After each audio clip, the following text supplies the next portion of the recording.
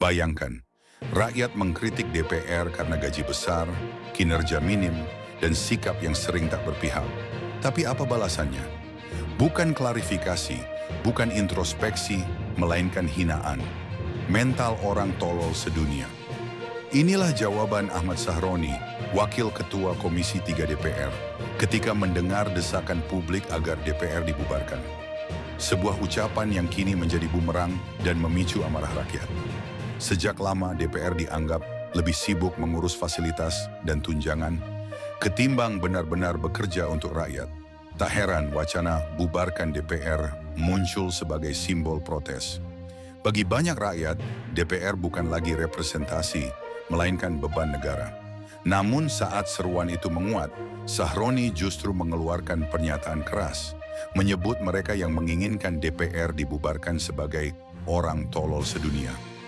Pernyataan ini bukan hanya memicu kontroversi, tapi juga menyingkap cara sebagian elit politik memandang rakyat, bukan mitra, melainkan musuh. Tak butuh waktu lama, publik langsung balik menghantam. Media sosial dipenuhi komentar pedas. Ada yang menulis, yang tolol itu siapa? Rakyat atau DPR yang makan gaji buta? Ada juga yang menyindir, bubarkan DPR-nya jangan, bubarkan saja orang-orangnya. Lebih jauh, sebagian warganet menyerukan aksi golput sebagai bentuk perlawanan. Reaksi ini memperlihatkan betapa rakyat semakin muak.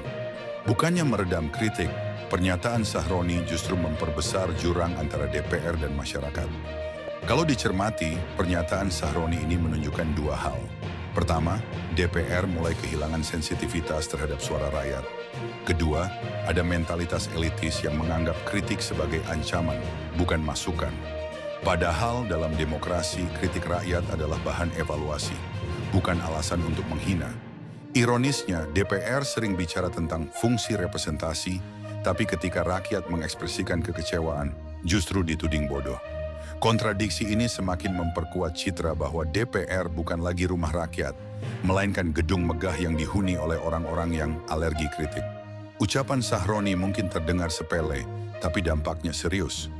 Kepercayaan publik terhadap DPR makin terkikis. Dan ketika rakyat mulai menjauhi proses politik formal, misalnya dengan golput, itu pertanda krisis legitimasi. Sebuah kondisi yang berbahaya bagi demokrasi, karena lembaga legislatif bisa kehilangan landasan moral untuk berbicara atas nama rakyat. Kritik rakyat bukanlah kebodohan. Justru ketika rakyat berhenti mengkritik, itulah saat demokrasi mati.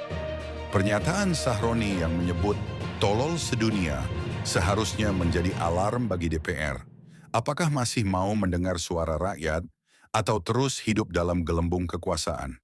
Kini, publik sudah menunjukkan reaksinya, tidak tinggal diam. Kritik yang dijawab dengan hinaan, dibalas dengan perlawanan. Rakyat mulai sadar, DPR hanya bisa dikontrol bila suara-suara keras itu terus menggema. Bagaimana menurut kalian? Apakah DPR masih bisa disebut wakil rakyat atau justru semakin menjauh dari rakyat? Tulis opini kalian di kolom komentar dan jangan lupa like, share, serta subscribe agar semakin banyak orang yang terbuka matanya. Karena demokrasi bukan milik elit, melainkan milik rakyat.